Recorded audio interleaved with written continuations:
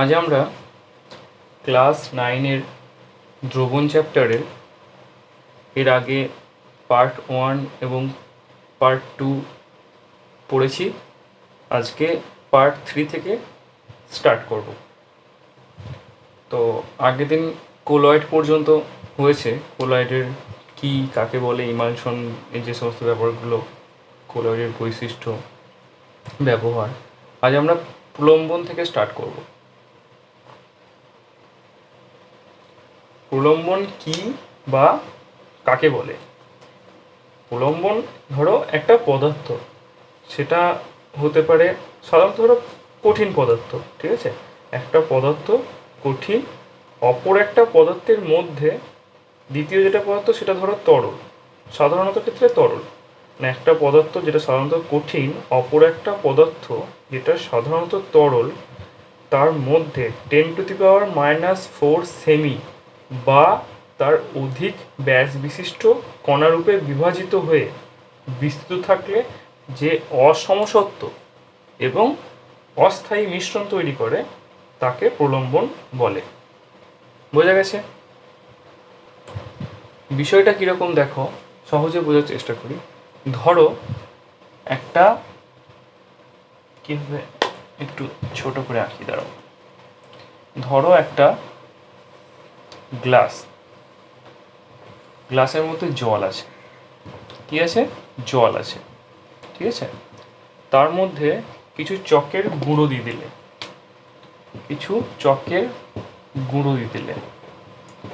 চকের গুঁড়োগুলো দেওয়ার পরে যদি তুমি এটা কোনো কাঁচদণ্ড বা কোনো কিছু দিয়ে নাড়িয়ে দাও, তাহলে কখনোই কিন্তু চকের গুঁড়োগুলো দ্রবীভূত হবে না জলের সাথে, ইতস্ততভাবে জলের মধ্যে ঘুরে বেড়াবে। বা ধরো জলের মধ্যে কাঁচের চকের গুঁড়ো হোক বা সূক্ষ্ম বালিকণা হোক, যদি দিয়ে দাও, যে মিশ্রণটা তৈরি হচ্ছে সেটাই হচ্ছে প্রলম্বনের উদাহরণ। বোঝা গেছে? তাহলে প্রলম্বন কাকে বলে সেটা বুঝতে পারলাম এবং তার উদাহরণটা বুঝতে পারলাম, সে জলের মধ্যে চকের গুঁড়ো হোক বা সূক্ষ্ম বালিকণার গুঁড়ো হোক, ঠিক আছে? এখন আমরা প্রলম্বনের বৈশিষ্ট্য পড়ব। প্রলম্বনের বৈশিষ্ট্যর মধ্যে দ্রবণের প্রকৃতি প্রথমেই আসছে। প্রলম্বন অস্বচ্ছ এবং অস্থায়ী, এটা অসমসত্ব প্রকৃতির হয়। অস্বচ্ছ বলতে ধরো এখানে যদি জলের মধ্যে চকের গুঁড়ো মিশিয়ে দেওয়া হয়, তাহলে গ্লাসের অপর প্রান্তে কোনো কিছু একটা রাখলে সেটা স্পষ্টভাবে দেখা যায় না, কারণ জিনিসটা অস্বচ্ছ। এবং অস্থায়ী কেন বলছে? দ্রবণটা আমরা একটা কাঁচদণ্ড দিয়ে নাড়িয়ে দিচ্ছি বলে, বা প্রথম অবস্থায় কিছুক্ষণ ইতস্ততভাবে চকের গুঁড়ো বা বালিকণাগুলো দ্রবণের মধ্যে বা জলের মধ্যে ভেসে বেড়াচ্ছে, কিন্তু স্থিরভাবে কিছুক্ষণ রেখে দিলে আস্তে আস্তে জলের তলায় বালির কণা বা চকের গুঁড়োগুলো থিতিয়ে পড়ে। তার মানে মিশ্রণটা অস্থায়ী প্রকৃতি। তাহলে প্রথম বৈশিষ্ট্য বোঝা গেছে যে দ্রবণের প্রকৃতি অস্বচ্ছ এবং অস্থায়ী প্রকৃতি। দ্বিতীয় বৈশিষ্ট্য দ্রাবকণার আকার, ঠিক আছে? যেটা হচ্ছে 10⁻⁻⁴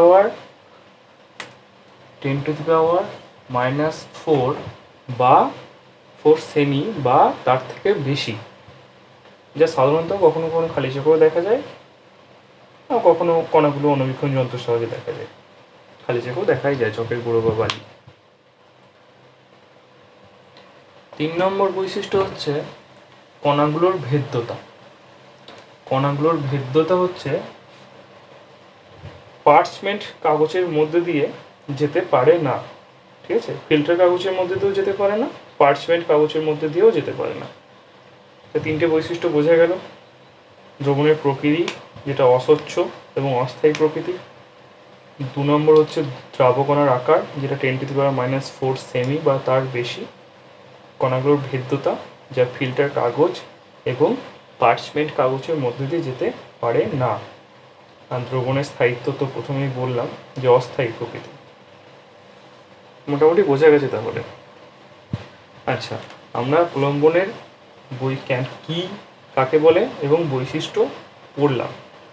এবার একটা প্রশ্ন আসে যে কোলয়েড কণাগুলো থিতিয়ে পড়ে না, কিন্তু প্রলম্বনের এই কণাগুলো মানে চকের গুঁড়ো বা বালির সূক্ষ্ম কণাগুলো কেন থিতিয়ে পড়ে? অথবা অন্যরকমভাবেও বলতে পারে যে কোলয়েডের দ্রবণ প্রলম্বনের দ্রবণের মধ্যে কোনটা অপেক্ষাকৃত অস্থায়ী এবং কেন?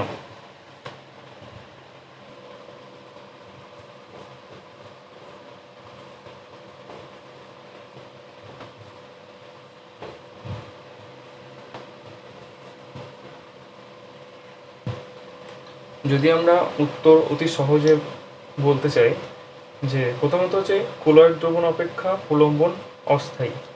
ঠিক আছে, কোলয়েডের থেকে প্রলম্বন অস্থায়ী। কেন? কেন হচ্ছে প্রলম্বনের কণাগুলো ব্রাউনীয় গতি না থাকায় স্থির অবস্থায় যদি রেখে দাও তাহলে কণাগুলো পরস্পরের কাছে আসে এবং জোটবদ্ধ হয়।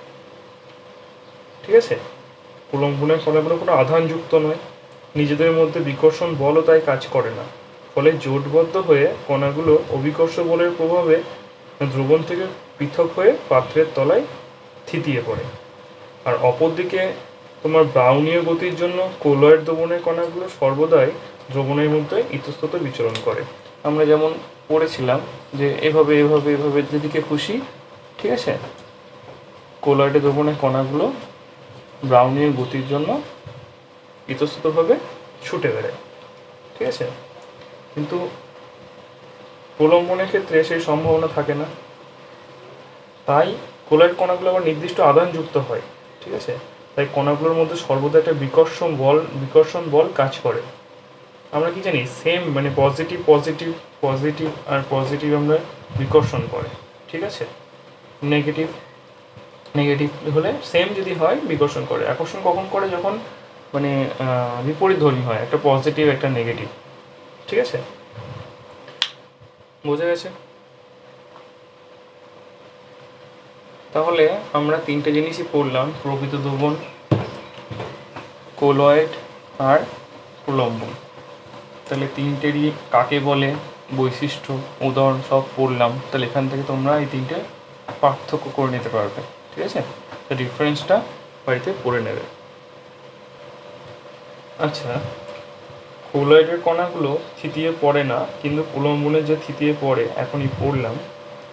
একই রকমভাবে এখন যে উদাহরণটা দিলাম একটু আগে, যে চকের গুঁড়ো বা বালির সূক্ষ্ম কণা যেগুলো থিতিয়ে পড়ে, এখন মনের মধ্যে প্রশ্ন আসতেই পারে যে জলের মধ্যে চিনি বা খাদ্য লবণ দিলে সেটা দ্রবীভূত হয়ে যায়, কিন্তু চকের গুঁড়ো বা সূক্ষ্ম বালির কণা এগুলো দ্রবীভূত হয় না কেন?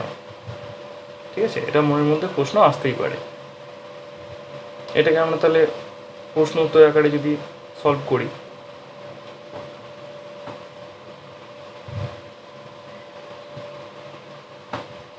খাদ্য লবণ জলে দ্রবীভূত হয়, কিন্তু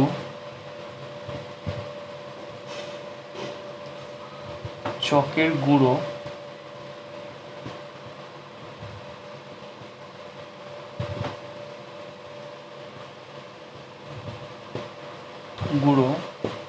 বা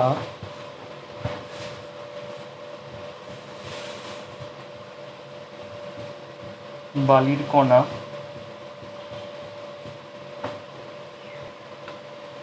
দ্রবীভূত হয় না কেন?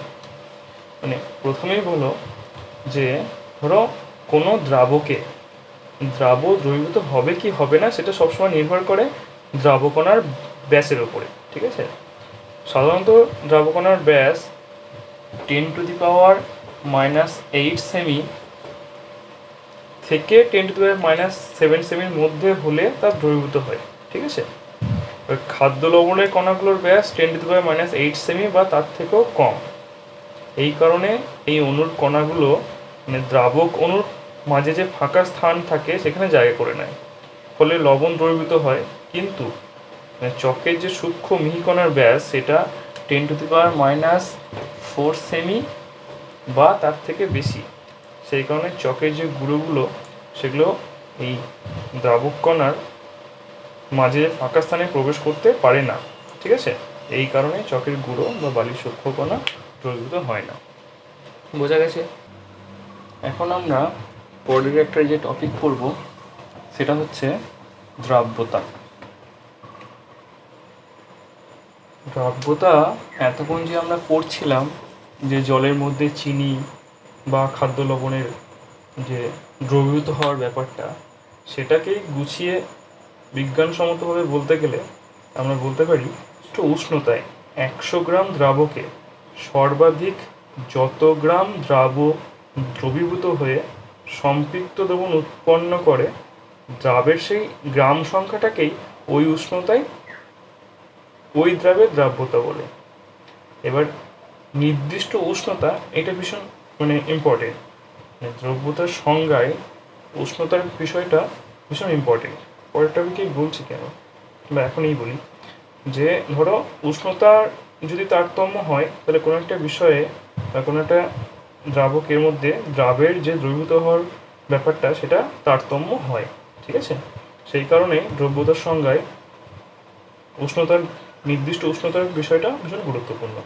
তাহলে কী হলো, যে নির্দিষ্ট কোনো একটা উষ্ণতা, সেটা যাই হোক না কেন, কত গ্রাম দ্রাবকে, এটা আমরা একটা ফিক্সড হিসেবে ধরে নিই যে 100 গ্রাম দ্রাবকে, ঠিক আছে, সর্বাধিক যত পরিমাণ দ্রবীভূত হতে পারে, ঠিক আছে? ধরো, এক সেকেন্ড ছবিটা আঁকি। একটা কাঁচের গ্লাস, তার মধ্যে জল আছে, ঠিক আছে? কত গ্রাম জল আছে না, 100 গ্রাম জল আছে। এবার দ্রাব্যতার সংজ্ঞা অনুযায়ী আমরা কি বললাম, নির্দিষ্ট উষ্ণতায়, ধরে নাও 20 ডিগ্রি সেন্টিগ্রেড উষ্ণতা, ঠিক আছে? কত উষ্ণতা? 20 ডিগ্রি সেন্টিগ্রেড। এটা কিন্তু ফিক্সড, ঠিক আছে? এটা কিন্তু ফিক্সড। 20 ডিগ্রি সেন্টিগ্রেড উষ্ণতায় 100 গ্রাম দ্রাবকে জলের মধ্যে ম্যাক্সিমাম যত গ্রাম লবণ, ধরো খাদ্য লবণই, ঠিক আছে, ম্যাক্সিমাম যত গ্রাম লবণ এই জলের মধ্যে দ্রবীভূত হতে পারে, ঠিক আছে, যে সম্পৃক্ত দ্রবণ উৎপন্ন করে, তাকে দ্রাব্যতা বলে। এবার জলের মধ্যে 20 ডিগ্রি সেন্টিগ্রেড উষ্ণতায় 100 গ্রাম জলের মধ্যে যদি আমরা খাদ্য লবণ যোগ করি তাহলে ম্যাক্সিমাম 35 গ্রাম খাদ্য লবণ যোগ করতে পারি। তার ফলে এটা সম্পৃক্ত দ্রবণ উৎপন্ন হয়ে যাবে, ঠিক আছে? তার অধিক আমরা দিতে পারবো না, সেটার তলায় থিতিয়ে পড়বে। তাহলে দ্রাব্যতার সংজ্ঞা বোঝা গেছে। একই রকমভাবে উদাহরণের মধ্যে একটা প্রশ্নও আসতে পারে যে 20 ডিগ্রি সেন্টিগ্রেড উষ্ণতায় খাদ্য লবণের দ্রাব্যতা 35 বলতে কি বোঝো? তাহলে তখন আমরা কি বলবো, যে 20 ডিগ্রি সেন্টিগ্রেড উষ্ণতায় খাদ্য লবণের দ্রাব্যতা 35 বলতে বোঝায় 100 গ্রাম জলে, ঠিক আছে, কত না 100 গ্রাম জলে 35 গ্রাম খাদ্য লবণ দ্রবীভূত হতে সম্পৃক্ত দ্রবণ উৎপন্ন করে। আশা করি বোঝা গেছে। পরের বিষয় হচ্ছে যে দ্রাব্যতার একক কি। দ্রাব্যতা হচ্ছে একটা এককহীন রাশি, ঠিক আছে? মনে রাখবে দ্রাব্যতা হচ্ছে একটা এককহীন রাশি। কেন? প্রকৃতপক্ষে দ্রাব্যতা হচ্ছে তোমার একটা সম্পৃক্ত দ্রবণে দ্রাবের ভর। কার ভর? দ্রাবের ভর বাই ওই দ্রবণে দ্রাবকের ভর, ঠিক আছে? যেটা ধরো তোমার জলে যেটা, ঠিক আছে, দ্রাবকের ভর, ঠিক আছে, ইন্টু 100, এটাই হচ্ছে তোমার নির্দিষ্ট উষ্ণতায় পদার্থের দ্রাব্যতা। সম্পৃক্ত দ্রবণের দ্রাবের ভর বাই ওই দ্রবণের দ্রাবকের ভর ইন্টু 100। এটা যেহেতু এই দুটোর অনুপাত হচ্ছে, তাই এদের কোনো একক হয় না। তাহলে দ্রাব্যতা একটা এককহীন রাশি, ঠিক আছে? এটি একটি সংখ্যা মাত্র, দুটি ভরের অনুপাত, তাই এটি একটি সংখ্যা মাত্র। বোঝা গেছে? আচ্ছা, নেক্সট টপিক, দ্রাব্যতা কোন কোন বিষয়ের উপরে নির্ভর করে। প্রথমেই আসছে যে দ্রাবক এবং দ্রাবকের প্রকৃতির উপর নির্ভর করে। ঠিক আছে, বিষয়টা এরকম, যেটা নির্দিষ্ট উষ্ণতায় একটা নির্দিষ্ট দ্রাবকে বিভিন্ন দ্রাবের দ্রবীভূত হওয়ার ক্ষমতা বিভিন্ন রকম। যেমন ধরো কোনো একটা নির্দিষ্ট উষ্ণতায় জলে কে, এক সেকেন্ড, জলে KNO3, ঠিক আছে, এর দ্রাব্যতা NaCl এর থেকে বেশি। ঠিক আছে, মানে একটা নির্দিষ্ট উষ্ণতায় জলে, কোনটা, জলটা ফিক্স, কিন্তু KNO3 থেকে NaCl এর দ্রাব্যতা বেশি। ঠিক আছে, এই কারণেই বলছে দ্রাব্য এবং দ্রাবকের প্রকৃতির উপরে নির্ভর করে। এটা একটা পয়েন্ট গেল। নেক্সট হচ্ছে যে উষ্ণতার উপর, উষ্ণতার উপর দ্রাব্যতা কীরকম নির্ভর করে, মানে বেশিরভাগ ক্ষেত্রে উষ্ণতা বৃদ্ধি করলে তাদের কঠিন পদার্থের দ্রাব্যতা বৃদ্ধি পায়, মানে বেশিরভাগ ক্ষেত্রে বলতে হবে, ঠিক আছে, বা সাধারণত, কারণ সব ক্ষেত্রে নয়। এবং উষ্ণতা হ্রাস করলে দ্রাব্যতা হ্রাস পায়। তাহলে কী দাঁড়ালো, যে উষ্ণতা বাড়ার সঙ্গে সঙ্গে সাধারণত দ্রাব্যতা কী হয়, উষ্ণতা হ্রাস করলে দ্রাব্যতা হ্রাস পায়, উষ্ণতা বৃদ্ধি করলে দ্রাব্যতা বৃদ্ধি পায়। ঠিক আছে, এবার ধরো একটা উদাহরণের সঙ্গে বোঝার চেষ্টা করি। যে সমস্ত পদার্থ জলে দ্রবীভূত হওয়ার সময় তাপের শোষণ ঘটে, মানে কোনো একটা পদার্থকে জলে দিচ্ছি এবং সেই সময় তাপের শোষণ ঘটছে, ফলে কি হচ্ছে, উষ্ণতার বৃদ্ধিতে দ্রাব্যতা বাড়ছে। ঠিক আছে, যেমন ধরো এখন যেটা বললাম KNO3, বা ধরো KNO3 বা NH4Cl,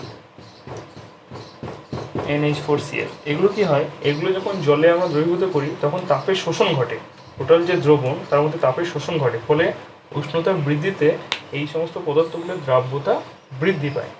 আবার দ্বিতীয় ক্ষেত্রে কি হচ্ছে, যে সমস্ত পদার্থ জলে দ্রবীভূত হওয়ার সময় তাপের উৎপন্ন হয়, মানে কি, জলে কোনো একটা পদার্থ দিচ্ছি, দেওয়ার ফলে সেই টোটাল দ্রবণের উষ্ণতা বৃদ্ধি পাচ্ছে, সেই ক্ষেত্রে উষ্ণতা বৃদ্ধিতে পদার্থের দ্রাব্যতা কমে।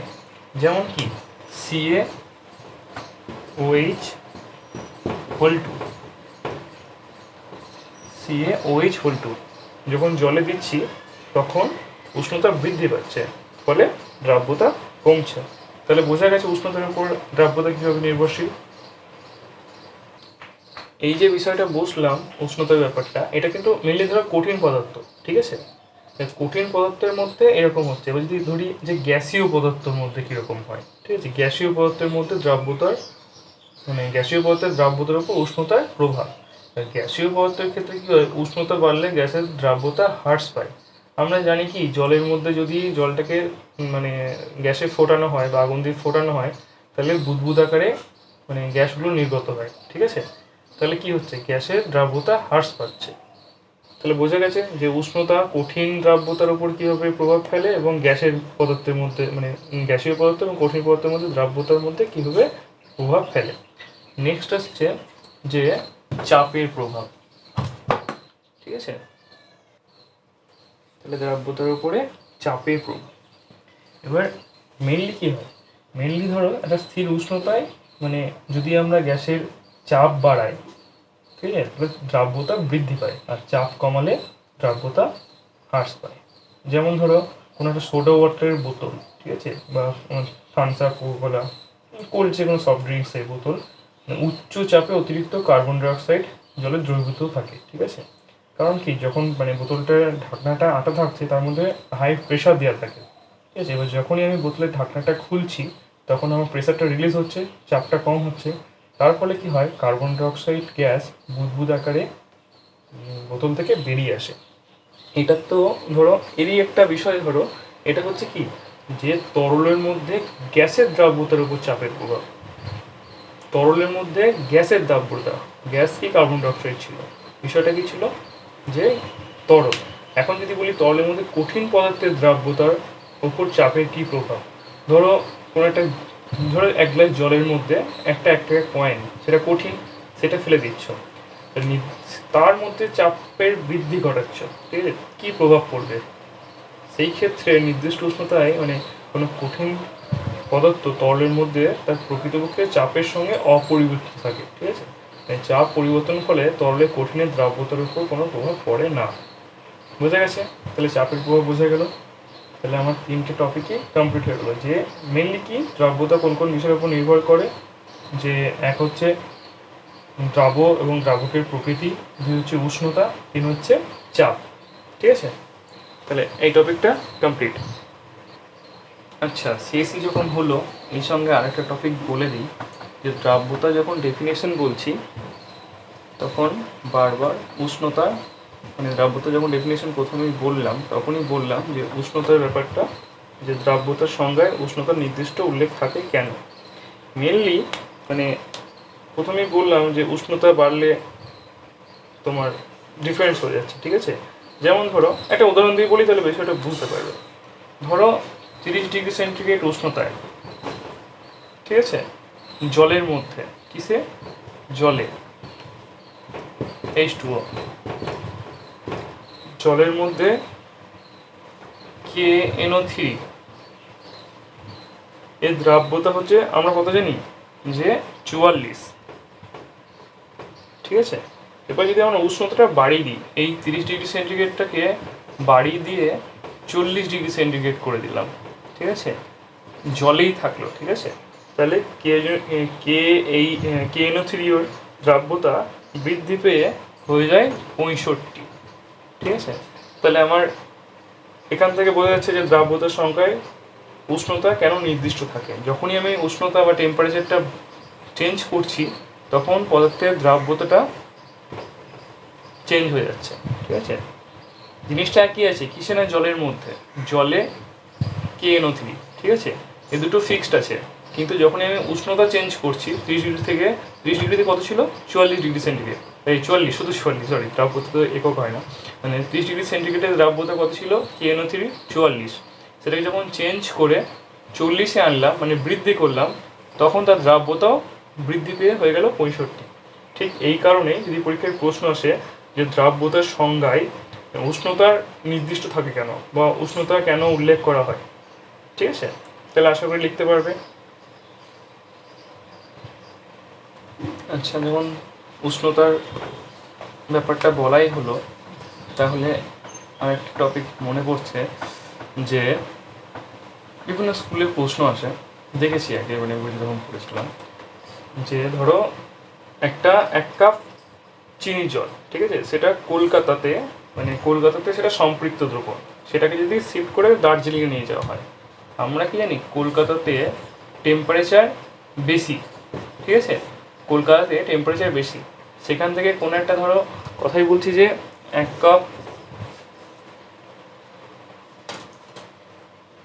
এক কাপ সম্পৃক্ত দ্রবণে চিনি জল, ঠিক আছে, যেটাকে কলকাতা থেকে দার্জিলিংয়ে নিয়ে যাওয়া হলো।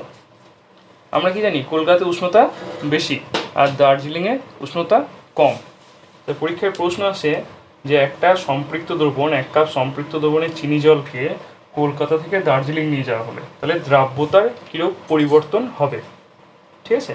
মানে সাধারণত কী হয়, দার্জিলিংয়ের স্বাভাবিক উষ্ণতা কলকাতার থেকে কম, তাই এক কাপ জলে চিনির একটা সম্পৃক্ত দ্রবণ কলকাতা থেকে দার্জিলিংয়ে নিয়ে গেলে উষ্ণতা হ্রাস পাচ্ছে, তাই চিনির দ্রাব্যতাও হ্রাস পাবে, ঠিক আছে। তাই অতিরিক্ত চিনি, এটা যদি সম্পৃক্ত দ্রবণ হয়, যখন এটাকে আমরা দার্জিলিং নিয়ে যাব, এবার টেম্পারেচার তো হ্রাস পাচ্ছে, তাহলে দ্রাব্যতা কমে যাবে, তাহলে যে অতিরিক্ত যে চিনি, ঠিক আছে, সেটা থিতিয়ে পড়বে,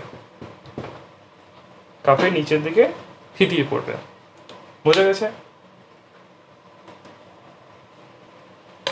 সেম জিনিসের আরও একটা প্রশ্ন আছে, যে জলকে গরম করলে বুদবুদ সৃষ্টি হয় কেন। মানে আমরা কি জানি যে সাধারণ উষ্ণতায় জলের মধ্যে কিছু পরিমাণ বায়ু দ্রবীভূত থাকে। স্বাভাবিকভাবেই বুঝতে পারবে জলের মধ্যে যে সমস্ত প্রাণী বা জলজ, যেমন ধরো মাছ জলেই তো থাকে, এবার মাছ যে অক্সিজেন গ্রহণ করে সেটা কোথা থেকে পায়, জলের মধ্যে নিশ্চয়ই অক্সিজেন কিছুটা পরিমাণ দ্রবীভূত থাকে। তো সাধারণ উষ্ণতায় কি হয়, যে জলের মধ্যে কিছুটা পরিমাণ বায়ু দ্রবীভূত অবস্থায় থাকে। এবার আমরা কি জানি যে তরল পদার্থ গ্যাসের দ্রাব্যতা উষ্ণতা বৃদ্ধির সঙ্গে সঙ্গে হ্রাস পায়, ঠিক আছে। তাই দেখবে যে কোনো একটা ধরো পাত্রে যদি বার্নারের সাহায্যে জল আছে, বার্নারের সাহায্যে উত্তপ্ত করা হলো, ঠিক আছে, বার্নারের সাহায্যে উত্তপ্ত করা হলো, তাহলে দেখবে যে বুদবুদ বার হয়, ঠিক আছে, বা একটু ধোঁয়ার মতো বার হয়, ঠিক আছে, যেটা কি হয়, বা ধোঁয়া ঠিক না, সেটাতে জলীয় বাষ্প হয়ে যাচ্ছে, এই জলের একদম যে তলা থেকে বুলবুল আকারে উপরের দিকে উপরে উঠে আসে, ঠিক আছে, তার মানে কি জলের মধ্যে যে বায়ুটা দ্রবীভূত ছিল সেটা আস্তে আস্তে বাতাসে মিশে যাচ্ছে, মানে দ্রাব্যতা আস্তে আস্তে কী হচ্ছে, হ্রাস পাচ্ছে, ঠিক আছে, মানে এই কারণেই জলকে গরম করলে বুদবুদ সৃষ্টি হয়। এগুলো গেল হচ্ছে তোমার তরলে বা জলের মধ্যে দ্রাব্যতার উপর উষ্ণতার প্রভাব। চাপের প্রভাবের ফলে আমরা প্রথমে কি বললাম যে অনেক সময় প্রশ্নই আসে, যেটা উদাহরণ দিলাম যে সোডা ওয়াটারের বোতলের ছিদি খোলা হলে দ্রাব্যতার কীরকম পরিবর্তন লক্ষ্য করা যায়। তোমরা অনেকেই ধরো কোনো রকম কোল্ড ড্রিঙ্কস বা সোডা ওয়াটার যদি কখনো খেয়েছো অবশ্যই, ঠিক আছে, বা দেখেছো হয়তো, যে কী হয় সেক্ষেত্রে অতিরিক্ত চাপে কার্বন ডাইঅক্সাইড দ্রবীভূত থাকে। এবার যখনই একটা বোতলের ধরো কথাই বলছি যে একটা বোতলের ভিতর থেকে যখন তুমি ছিপিটা খুলছো, ঠিক আছে, ছিপিটা যখনই খুলছো তাহলে প্রেসারটা আমরা রিলিজ হয়ে যাচ্ছে, তাহলে তরলে যে অতিরিক্ত যে কার্বন ডাইঅক্সাইড দ্রবীভূত ছিল সে তাহলে জায়গা পেয়ে যাচ্ছে বেরোনোর জন্য, ঠিক আছে, তো সেই জন্য সেটা বুদবুদ সৃষ্টি হয়। যখনই আমি চাপটাকে সরিয়ে দিচ্ছি, মানে ঢাকনাটাকে সরিয়ে দিচ্ছি, সেই ক্ষেত্রে কী হয়ে যাচ্ছে, মানে চাপ কম হয়ে যাচ্ছে, ঠিক আছে, অতিরিক্ত চাপে একটা সোডা ওয়াটারের বোতলের মধ্যে যে মানে কার্বন ডাইঅক্সাইড অতিরিক্তভাবে দ্রবীভূত থাকে, যখনই আমি ঢাকনাটাকে খুলে দিচ্ছি তখন সেই অতিরিক্ত কার্বন ডাইঅক্সাইড চাপ কম হওয়ার ফলে বুদবুদ আকারে বেরিয়ে যাচ্ছে, ঠিক আছে। তো যদি প্রশ্ন আসে তাহলে নিশ্চয়ই আশা করি পারবে। তাহলে এখন আমরা কি কি পড়লাম, দ্রাব্যতা কি, একক কি, কোন কোন বিষয়ের উপর নির্ভর করে, এবং উষ্ণতা, চাপ, এইসবের উপরে দ্রাব্যতা কীরকম পরিবর্তন হয়, এবং সেখান থেকে কিছু প্রশ্ন উত্তর, ঠিক আছে। এবার বিষয় হচ্ছে যে দ্রাব্যতার লেখক কি, ঠিক আছে, মানে লেখচিত্র। একই সঙ্গে একটা গুরুত্বপূর্ণ প্রশ্ন পরীক্ষায় বারংবার আসে যে গ্লোবাল লবণ, ঠিক আছে, গ্লোবাল লবণের মানে উষ্ণতার সঙ্গে কি সম্পর্ক, সেটা লেখচিত্রের সাথে এঁকে দেখাতে, ঠিক আছে। আচ্ছা, আগে আমরা দ্রাব্যতার লেখটা কি সেটা জানি।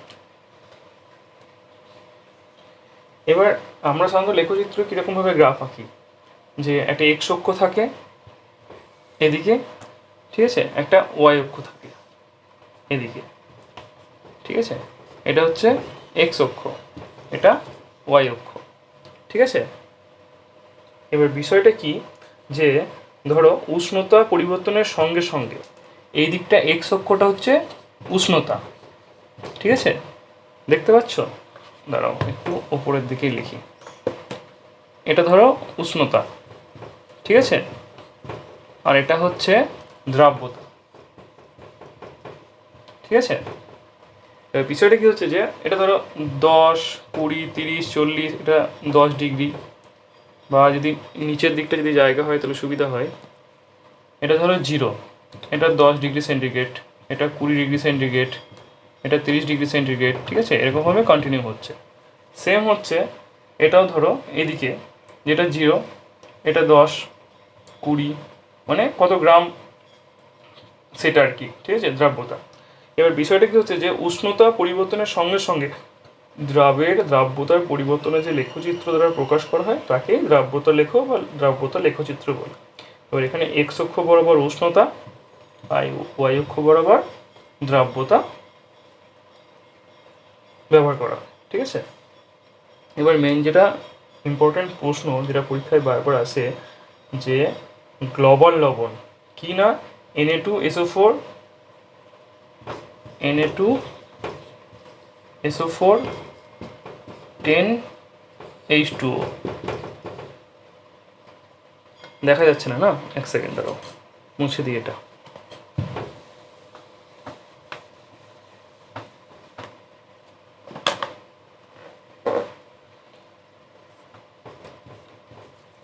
Na2SO4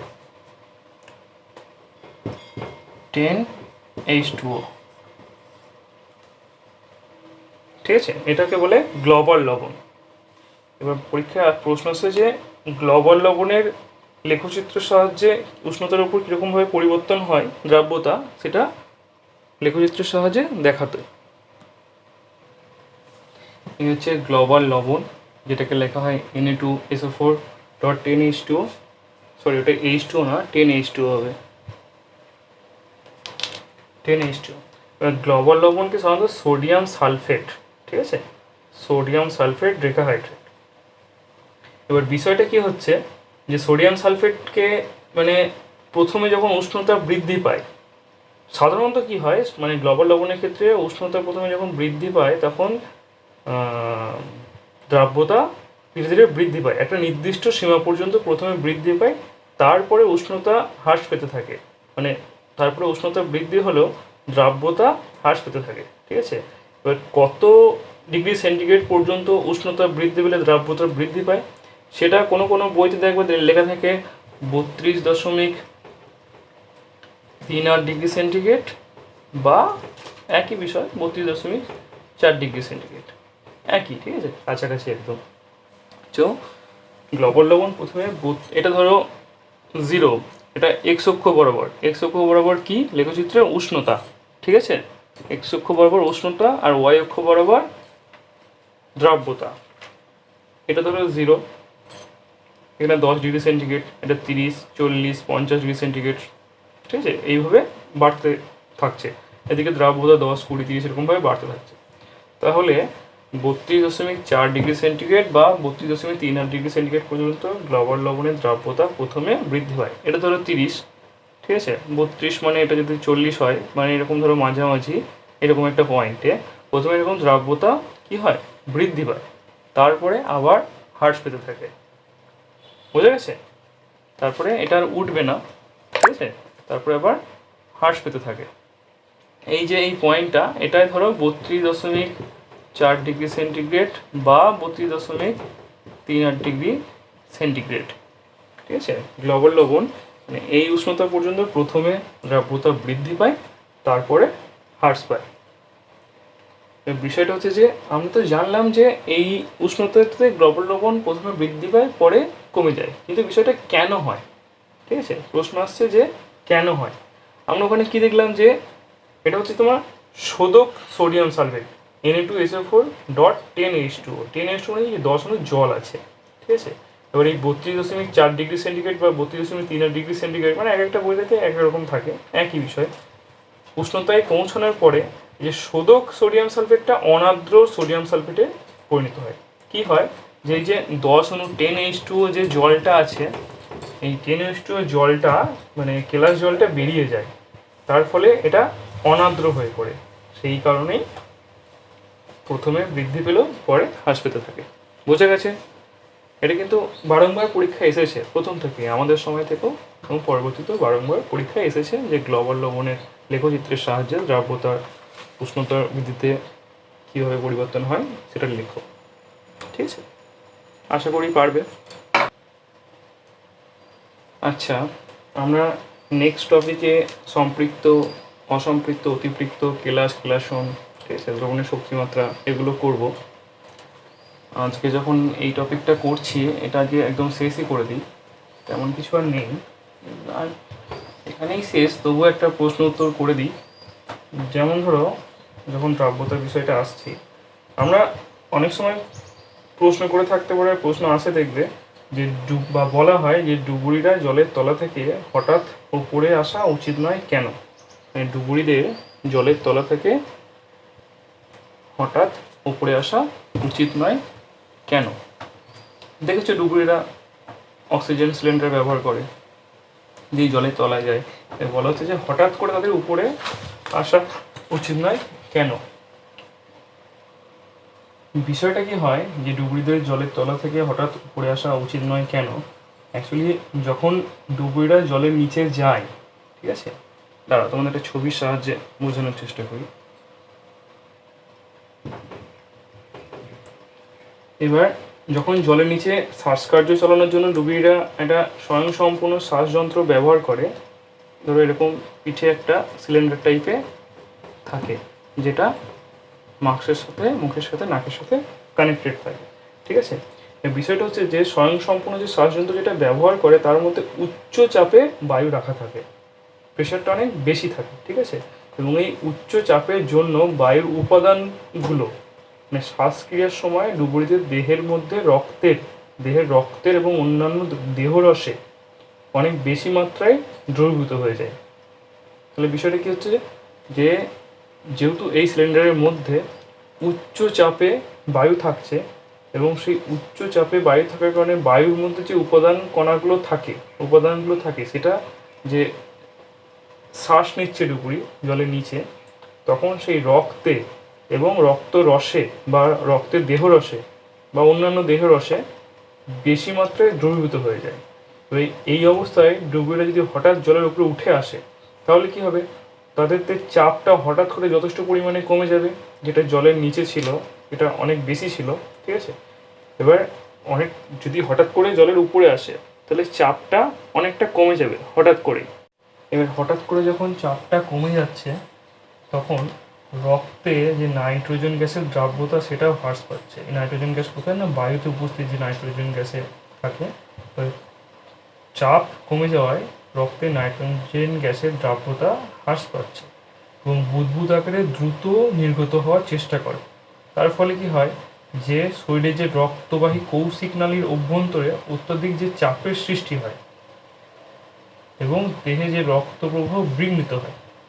ফলে অত্যধিক মানে ডুবুরিটা হঠাৎ করে যখন বাইরে বেরিয়ে আসছে জলের মধ্যে থেকে, রক্তের যে নাইট্রোজেনের যে দ্রবীভূত হওয়ার ক্ষমতা সেটা যখন হ্রাস পেয়ে যাচ্ছে বুদবুদ আকারে, তখন সেটা বেরিয়ে আসার চেষ্টা করে।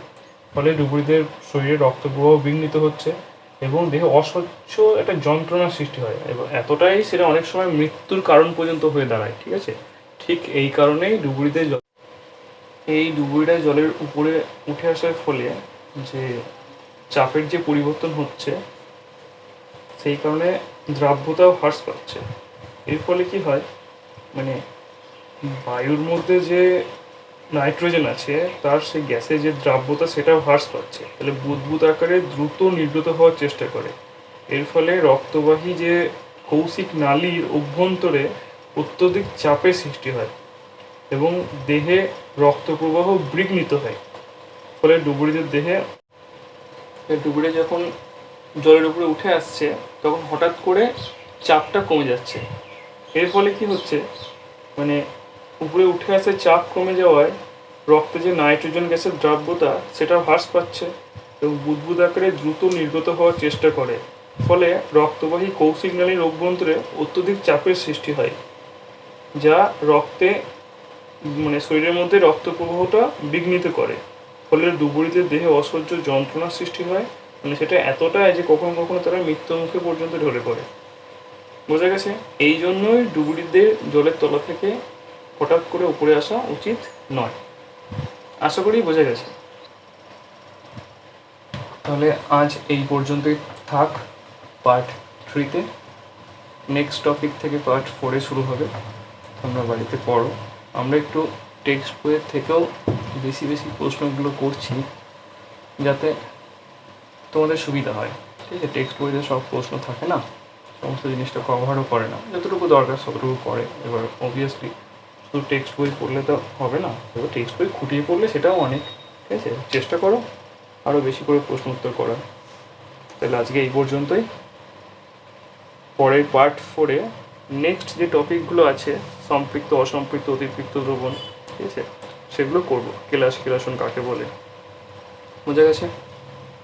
চলো বাই।